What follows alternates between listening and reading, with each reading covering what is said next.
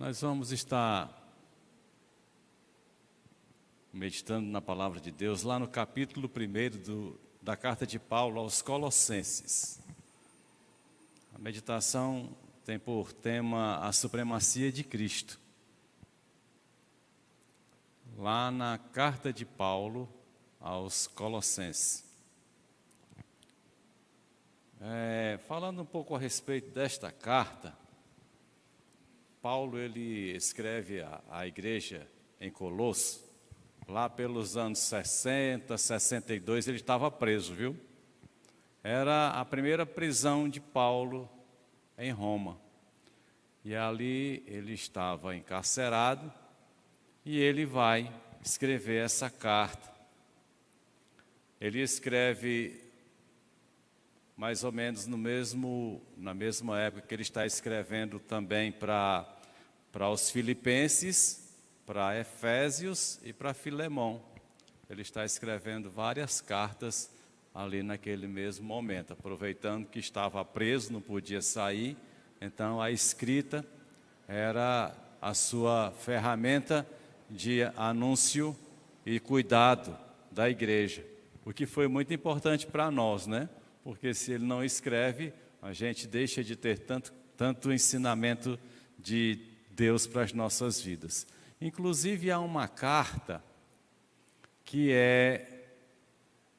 ele escreveu que não está na Bíblia e deve ter se perdido, porque é uma carta que ele escreve para os Laodicenses, para a igreja de Laodiceia.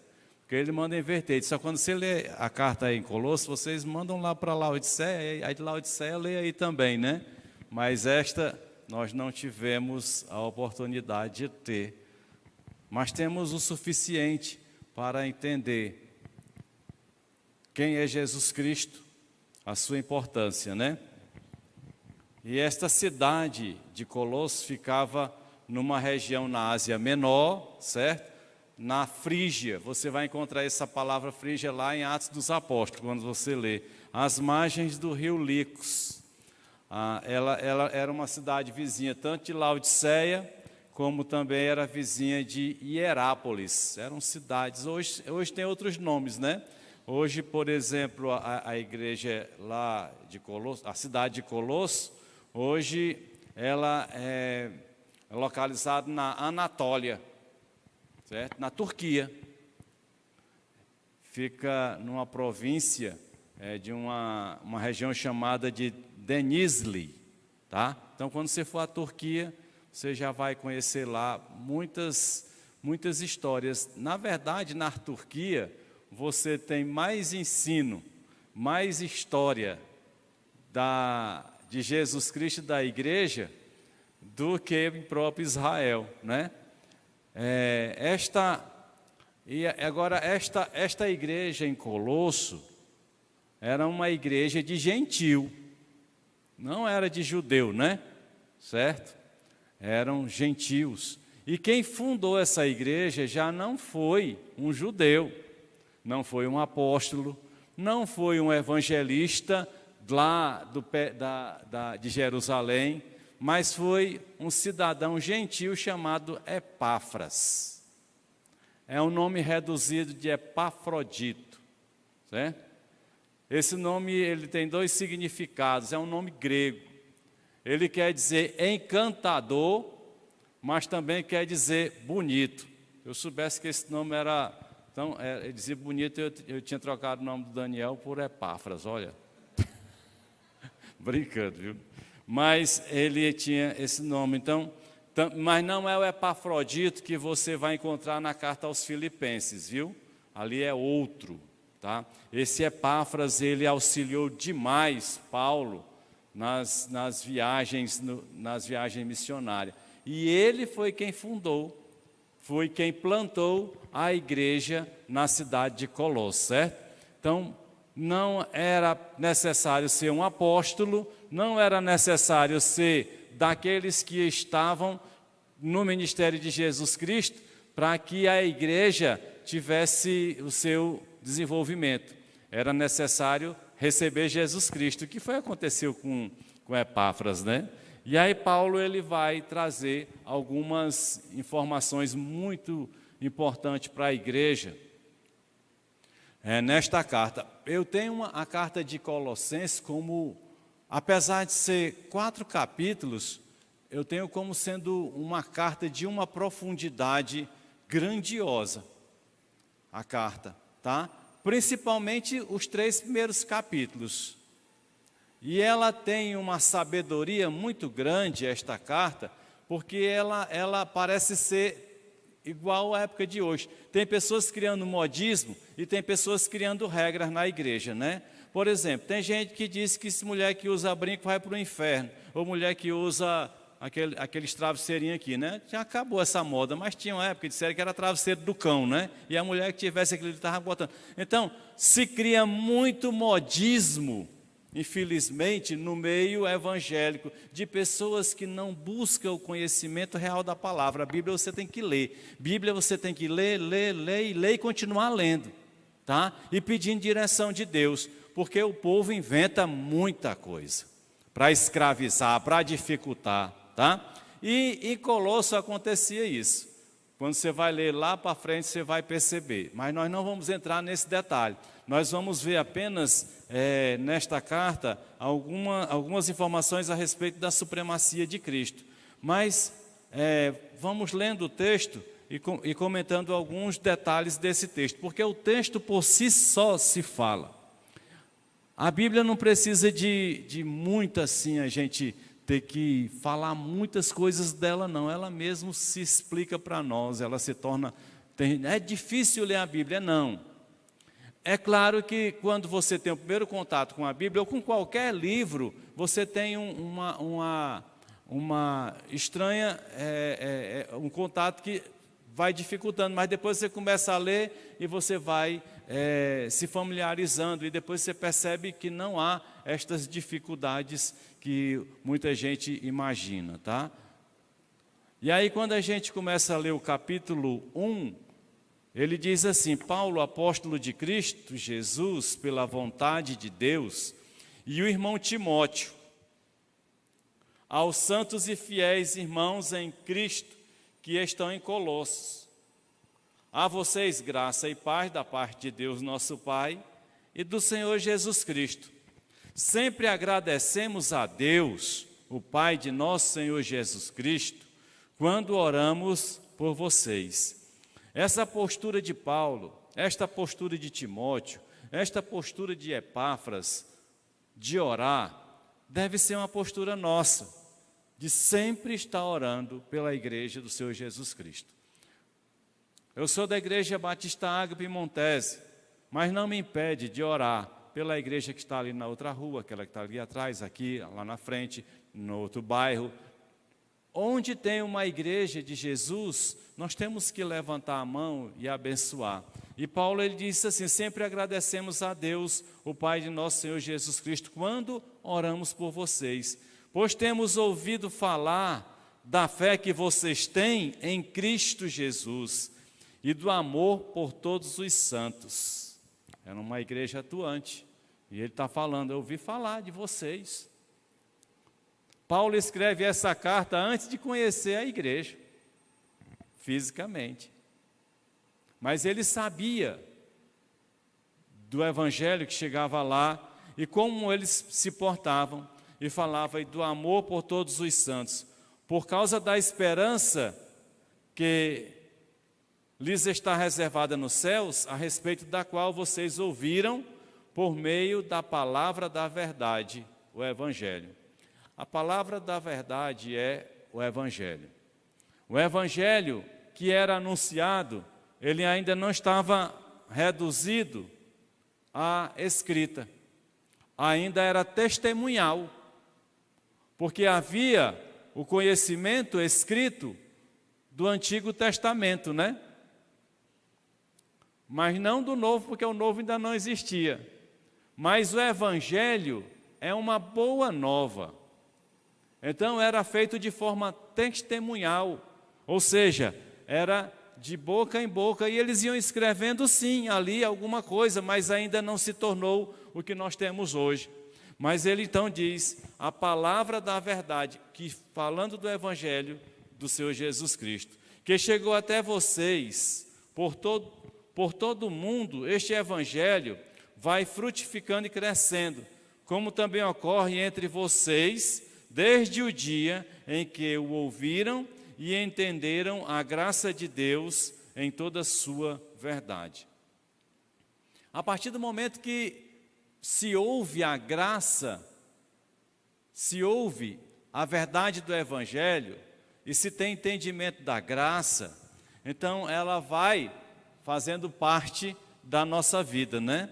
E ele diz assim, verso 7, vocês o aprenderam de Epáfras, nosso amado cooperador, foi quem plantou essa igreja, foi quem iniciou ali, né? Epáfras, fiel ministro de Cristo para conosco, que também nos falou do amor que vocês têm no Espírito. Por essa razão, desde o dia em que o ouvimos, não deixamos de orar por vocês e de pedir algo muito importante que nós precisamos pedir pela nossa vida, pela nossa comunidade, pela Igreja de Jesus, que é de pedir que sejam cheios do pleno conhecimento da vontade de Deus.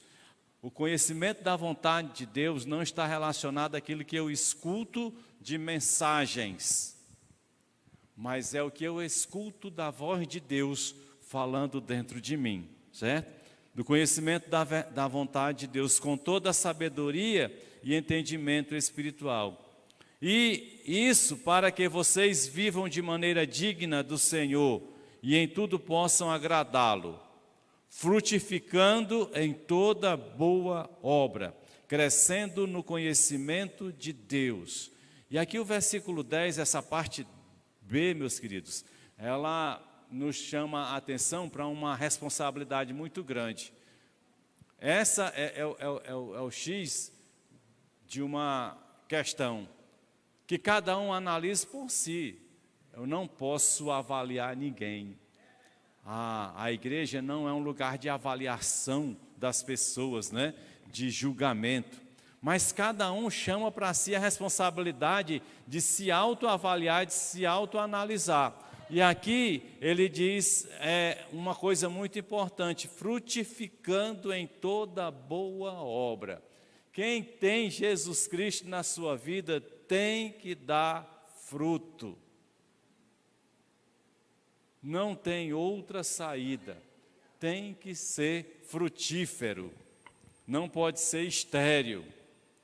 E ele diz, crescendo no conhecimento de Deus e sendo fortalecidos com todo o poder, de acordo com a força da sua glória, para que tenham toda perseverança e paciência com alegria. Acabamos de ouvir uma meditação em que dos pontos da meditação foi perseverança. A perseverança é algo que tem que ser real em nossas vidas. Eu ouvi há muito tempo atrás e gravei isso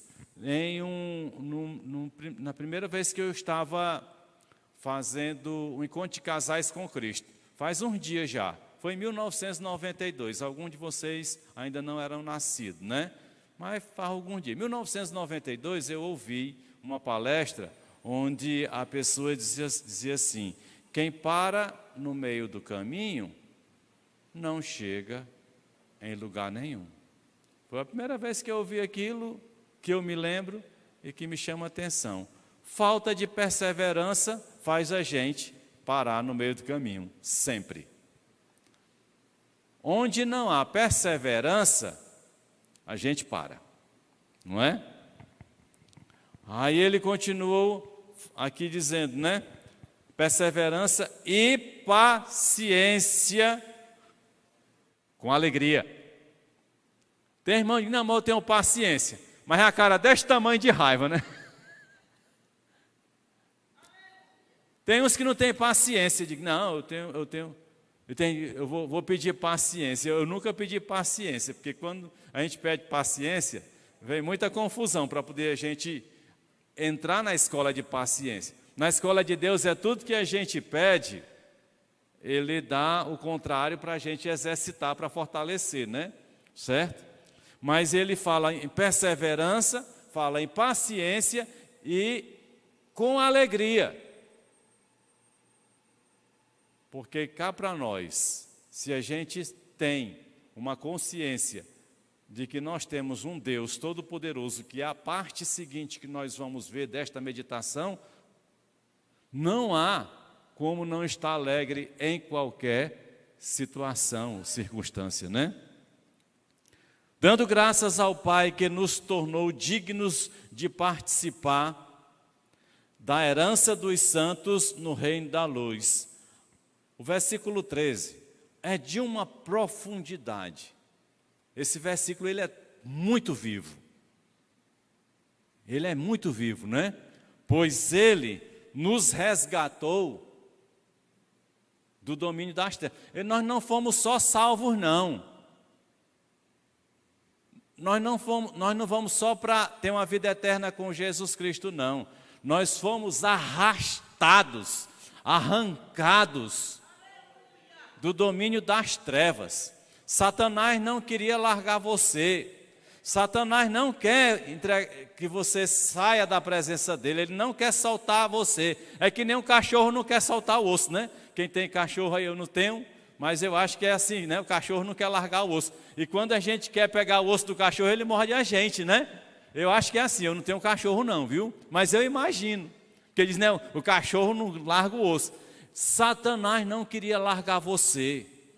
E ele não está satisfeito. Mas o versículo 13 diz que ele, né, Jesus Cristo nos resgatou do domínio das trevas e nos transportou, nos levou. Nós já fomos levados para o reino do seu Filho amado. Então Deus nos retira do império das trevas. Deus nos resgata do domínio do inferno, de Satanás e dos seus seguidores e nos transporta para o reino de Jesus Cristo, para o reino do Filho amado de Deus, né? Amém? Então, que a gente tome posse, viu? Meu querido, tome posse dessa verdade na sua vida. Não dê crédito ao que falam para você. Tome posse dessa verdade. Diga, eu não abro mão dela nunca. Não há nada que me tire da mão do meu Deus, em quem temos a redenção, a saber, o perdão dos pecados. E os nossos pecados são perdoados. Então Jesus, Ele é o Supremo Senhor. Ele é o Supremo Senhor. Quando você continua no mesmo texto e vai falar dele, de quem é Jesus, e ele vai falar com a profundidade de Jesus, que não é uma profundidade apenas do que ocorreu no início do ministério dele, Jesus, homem, pregando a palavra, não. Ele vai além disso para trazer a origem de Jesus Cristo. Ele diz, ele é a imagem do Deus invisível. O Deus que nós não vemos, o Deus que é todo-poderoso, o Deus que criou os céus e a terra, o Deus que o universo não pode contê-lo, como a Bíblia diz, esse Deus, então, Jesus é a imagem deste Deus invisível, tá? Por isso é que ele se permitiu, ele se deixou passar pelo sofrimento. Ai de nós se ele dissesse, eu não quero sofrer, ninguém encostava a mão nele, não tinha como. Ele teve que fazer um sacrifício maior do que o sacrifício de sofrer, que é o sacrifício de não lançar a mão da sua autoridade, do seu poder, para exterminar todo aquele que queria ir contra ele. Por causa de você. É algo tremendo, gente. É fabuloso. E quando a gente entra nessa dimensão espiritual, algo bate lá dentro de nós, porque nós não servimos a qualquer Deus, ou a qualquer entidade, ou a um homem comum, ou apenas um líder. nós servimos aquele que é a imagem, diz aqui, do Deus invisível. E diz, o primogênito de toda a criação. É um mistério, porque Deus é um só. É um mistério que a gente não pode também querer saber de tudo. Nós temos uma visão, nós temos um pensamento muito limitado. Não dá para a gente entender o que é esses três e por que é um. Não dá para a gente ir além do que nós conseguimos captar. Mas o que é certo é que Ele, Jesus, é o primogênito de toda a criação. Tá? Mas Ele simplesmente também não foi criado, porque senão Ele era criatura. É para trazer para nós o plano de Deus em restaurar o homem, que o faz uma criação primeira, para que o homem possa ser resgatado. Pois nele foram criadas, agora sim, pois nele, em Jesus, foram criadas todas as coisas, aonde? Nos céus e na terra. Nele, Jesus, foram criadas as coisas visíveis e as invisíveis, sejam tronos ou soberanias, poderes ou autoridade, todas as coisas foram criadas por Ele e para Ele. Tudo foi criado por Jesus Cristo e para Jesus, por isso que Ele é supremo, Ele é Senhor absoluto. Quando se fala o nome de Jesus, os céus tremem, a terra se abala e o inferno corre. Nada prevalece diante de Jesus. Às vezes nós não temos a dimensão do que é seguir Jesus Cristo, porque a gente fica naquela apenas de entrar em tribulação, de questões do mundo, de ser perseguido. Mas o reino de Deus não é um reino de ser perseguido, é um reino eterno. Estes fatos que acontecem na terra, onde uns morrem, outros são perseguidos, outros não, é porque é a forma de Deus na sua maneira, na sua multiforme sabedoria, de alcançar mais vidas possível. Porque, regra geral, o homem cheio de pecado não quer Deus. Como que um homem cheio de pecado vai querer Deus? Se Deus é santo.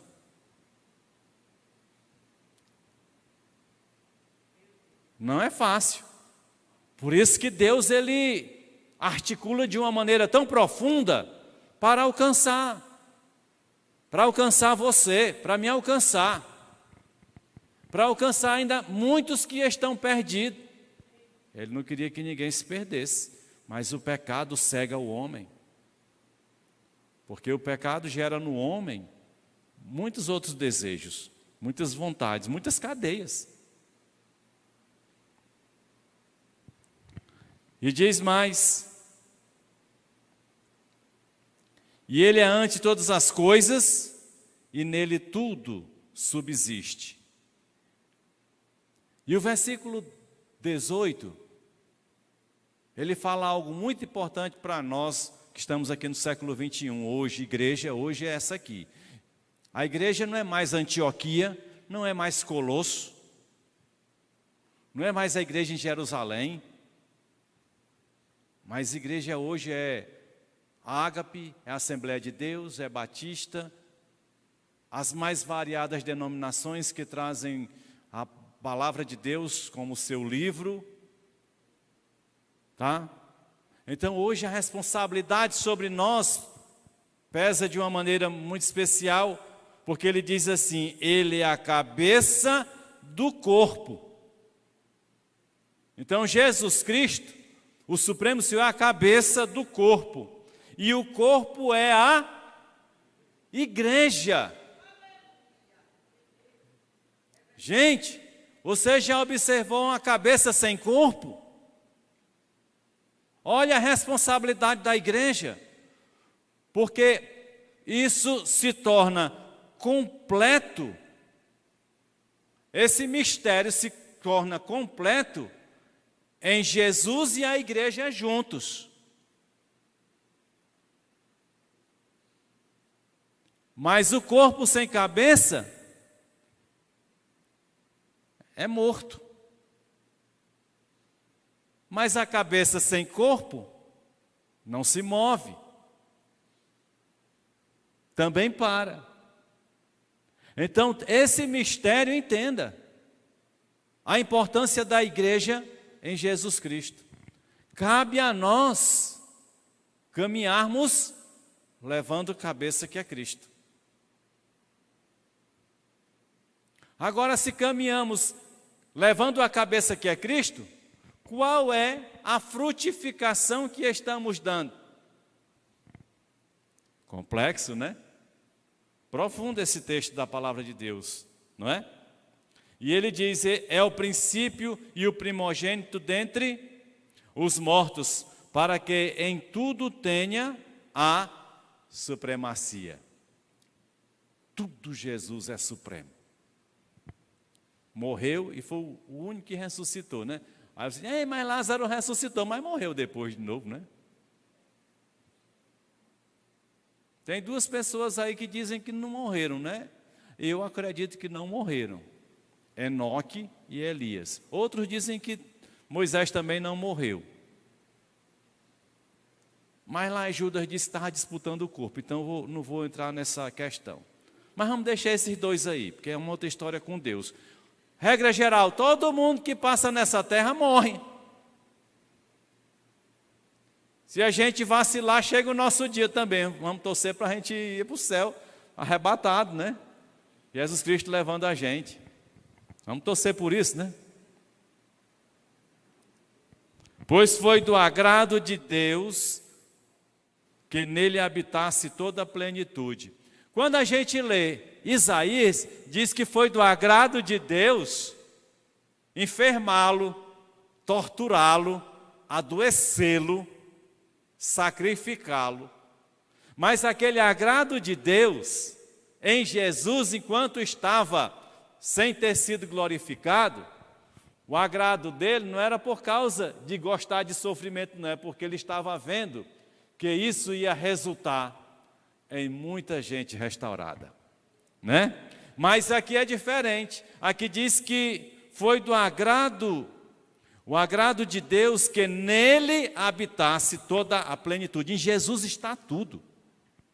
Então, não duvide, quando você falar de Jesus, dentro de casa, onde quer que você está, quando você chama esse nome e pronuncia,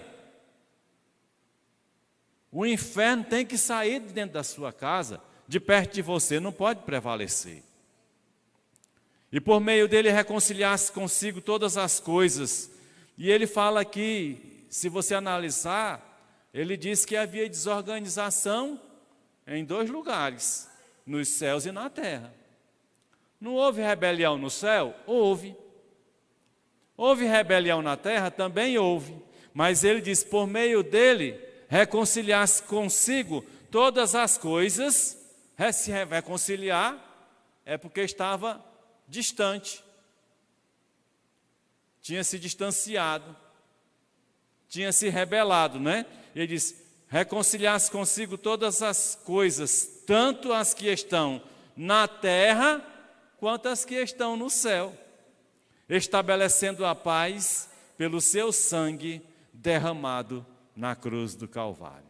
Então, o sangue de Jesus é o que traz uma harmonia na eternidade, viu?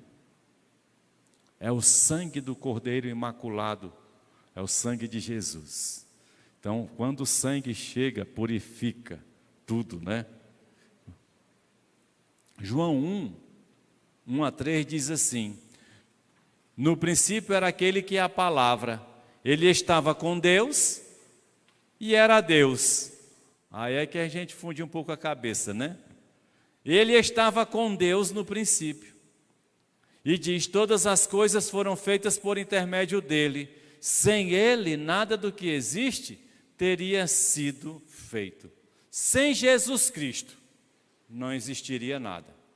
Deus ia ser Deus, mas não existiria nada do que a gente está vendo aqui, ou que a gente contempla no universo. Sem essa intervenção de Jesus nesse mistério. Então foi Jesus aí aquele que colocou cores, vida em tudo que nós podemos enxergar. Hebreus 1:4 diz assim: há muito tempo Deus falou muitas vezes e de várias maneiras aos nossos antepassados, por meio dos profetas, mas nestes últimos dias falou-nos por meio do Filho, a quem constituiu herdeiro de todas as coisas e por meio de quem fez o universo. Por meio de Jesus. Jesus ainda não tinha entrado nem na terra, e tudo que existe foi feito por meio dele. Esse é o grande mistério. O Filho é o resplendor da glória de Deus e a expressão exata do seu ser, sustentando todas as coisas por sua palavra poderosa. Depois de ter realizado a purificação dos pecados, ele se assentou à direita da majestade nas alturas, tornando-se tão superior aos anjos quanto o nome que herdou é superior ao deles. Por isso ele é supremo. O nome de Jesus está acima de todo nome. Tem anjos poderosíssimos. Tem anjos que a gente nem imagina. Deus, quando estava destruindo Israel pelo pecado de Davi, era um anjo só. Já ia arrasar com tudo. Aí Deus mandou parar e disse: vai acabar com tudo. Ninguém prevalece contra um anjo desse porte, com esse poder todo. Essa classe de anjos, não são todos assim, porque tem hierarquias angelicais e poderes. Mas o texto da palavra de Deus diz que Jesus herdou um nome que está superior ao de todos eles. É o nome de Jesus. Satanás nem ousa falar o nome de Jesus. Satanás não é adversário de Jesus. Porque quem é superior não tem adversário. Adversário é aquele que tem a possibilidade de um embate igual, né? É o que não acontece. E o verso 8 diz: mas a respeito do Filho diz, o 8 de Hebreus, né? Hebreus capítulo 1. Mas a respeito do Filho diz: o teu trono, ó Deus, subsiste para todo sempre. Está falando de Jesus, né? Olha, mas a respeito do Filho diz: o teu trono, ó Deus, subsiste para todo sempre. Cetro de equidade é o cetro do teu reino. Sabe o que quer dizer equidade? Julgamento justo, imparcialidade, direitos iguais. Por isso não tem ninguém melhor, não tem ninguém pior do que você ou eu. Tem uns que se acham melhor do que a gente, né? Tem uns que olham para a gente assim, olha por cima assim. E às vezes a gente tem uma crise assim de inferioridade, quando a gente vê umas pessoas muito santas, e eu tenho esse problema ainda de inferioridade, porque eu fico meio arrasado. Uma vez eu estava viajando, e a irmã aqui, ela disse: Deus falou comigo para fazer assim, Deus falou comigo para fazer desse jeito. E eu já estava acabado já nessa viagem, né? E eu cheguei para o amigo que estava viajando comigo e disse: eu estou arrasado, meu irmão. Estou aqui acabado, porque Deus só fala com ela, pai. Não fala com mais ninguém. Mas a grande verdade é que eu e você, quem quer que seja, somos todos iguais perante Ele. Não tem essa história de apóstolo, superapóstolo, patriarca, semidivindade. Não tem isso, gente. Todos somos iguais. Esse negócio de hierarquia, de bispo, de apóstolo e não sei o quê, é só para a hora do julgamento, para a chicotada que vai ter que levar lá no céu. Só para isso, porque não cumpriu o que era para cumprir. Mas não existe isso não, estou brincando, viu? Isso aqui é só uma... Não vamos nessa onda não. Mas não há diferença.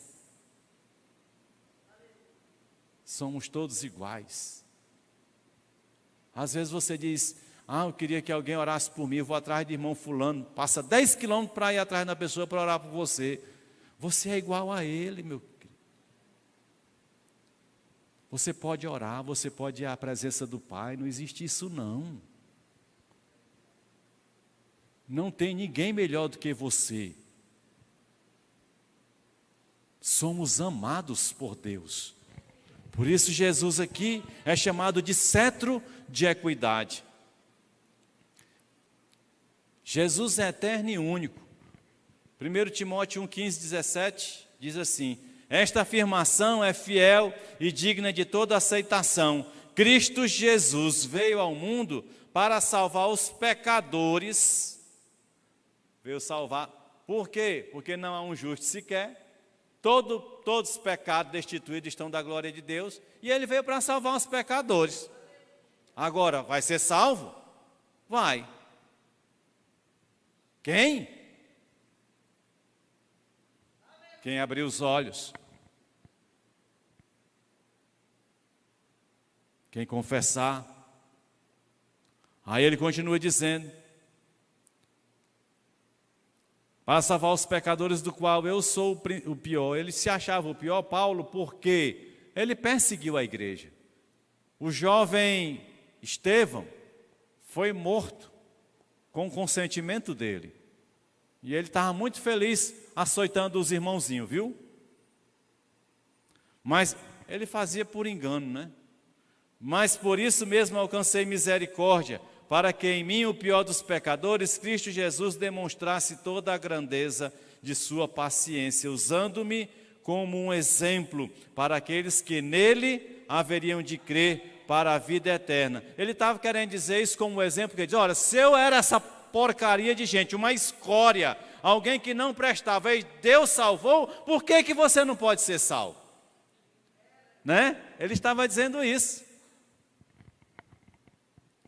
E o verso diz então: ao Rei eterno, ao Deus único, imortal e invisível, seja honra e glória para todo o sempre. É assim que funciona. Então creia. Estamos vendo um mês que se fala muito de Natal, de festa e tudo mais. Mas o nosso Jesus não é um menino numa manjedoura. Menino não tem poder de nada. Tem gente que diz: vamos fazer umas preces para o menino Jesus de Praga, não sei de onde, né? Eu acho que eu não estou mais... Quer dizer, não estou lembrado porque eu nunca participei dessa parte, né? Me perdoe. Mas vamos fazer menino Jesus, eu sei que era. Então, vamos fazer uma prece para o menino Jesus. Gente, menino, em nenhum momento da história, menino teve autoridade para nada. Nesse período em Israel, menino, cachorro e viúva não valiam nada. Certo? E dos três, ainda que valia mais era o cachorro. Por incrível que pareça. Então, menino, Jesus não foi menino. Ele nasceu menino, mas cresceu. Mas Deus começou a se revelar, a se mostrar através dele, pós-batismo. Foi aí que ele começou a demonstrar quem era ele. Precisou José morrer, porque se José não morre, como é que Jesus ia cuidar da casa? Inventaram a história de que Jesus tinha irmãos mais velhos do que ele. Mas se eram mais velhos do que ele, como é que ele seria o primogênito e decidir as coisas da casa? porque o irmão primogênito ia comandar a vida dele. As pessoas vão criando coisas estranhas, né? Mas esse é o Jesus. E voltando para finalizar Colossenses, capítulo 1, 21. Capítulo 1, a partir do 21, vai falar que nós temos que continuar firmes na fé. Eu nem combinei ali com o pregador, introdutor, né, da mensagem, nem combinei, mas só falou sobre perseverança, permanecer firme. Pois temos que continuar firmes na fé. Quantos já não pensaram em desistir? Quantas vezes não passou pela cabeça de você? Não estou recebendo revelação, não. Não é revelação.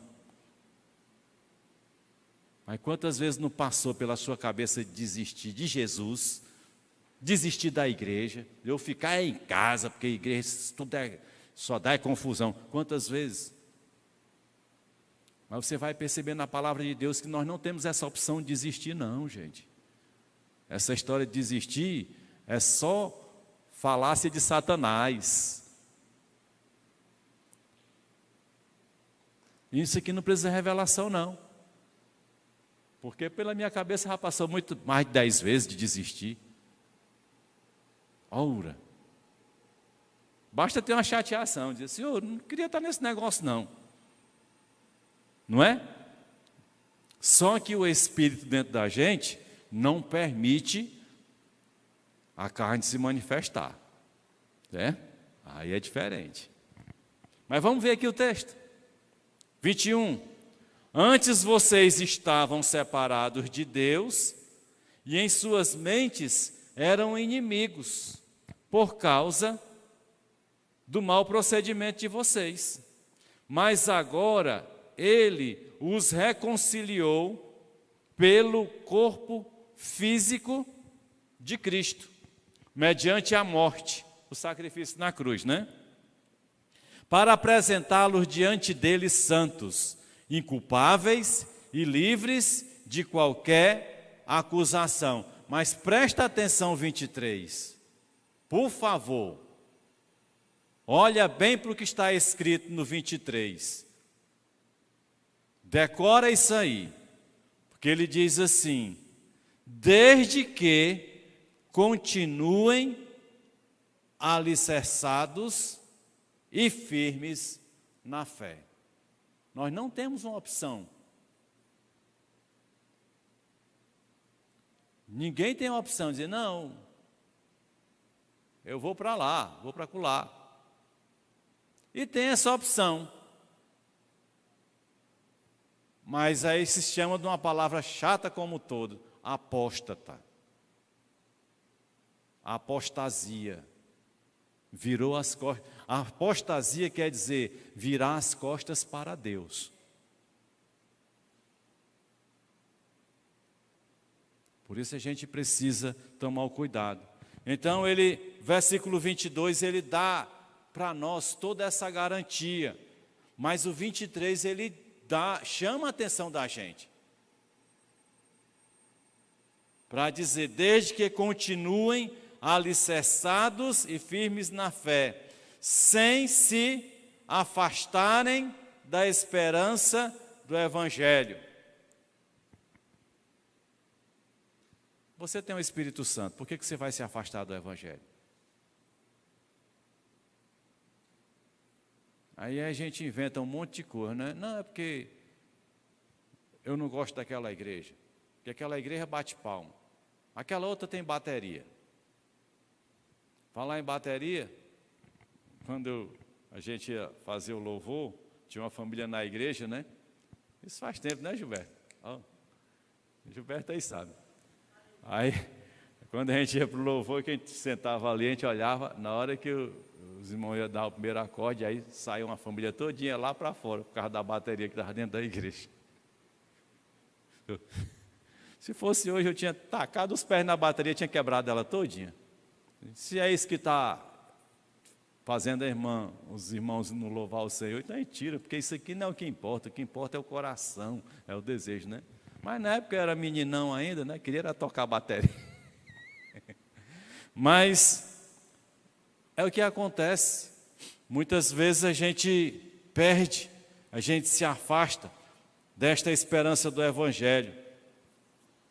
Por isso ele diz: desde que continuem alicerçados e firmes na fé, sem se afastarem da esperança do Evangelho, que vocês ouviram e que tem sido proclamado a todos os que estão debaixo do céu. Então ele está falando, proclamar o Evangelho a todos que estão debaixo do céu. Não temos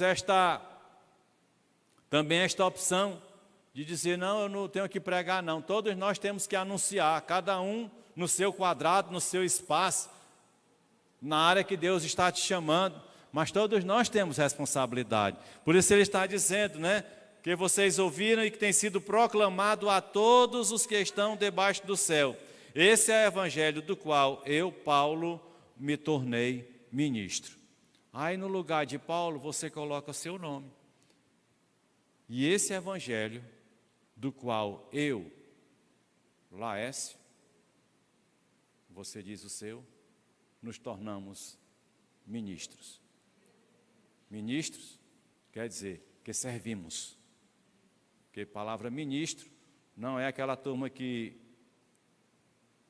lá em Brasília enche os bolsos, não, certo? Ali é outra história. Ministro é aquele que serve. Era para ser, né? Era para ser. Servir ao povo. Mas nós somos ministros, nós servimos. Amém?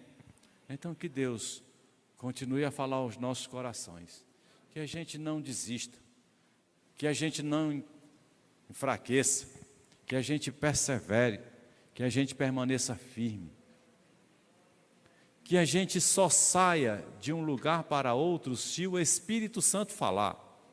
Essa história, uma vez uma pessoa chegou para mim e disse assim, se vou sair da igreja, eu disse, por que não? É porque Deus falou comigo para sair. Eu digo, foi?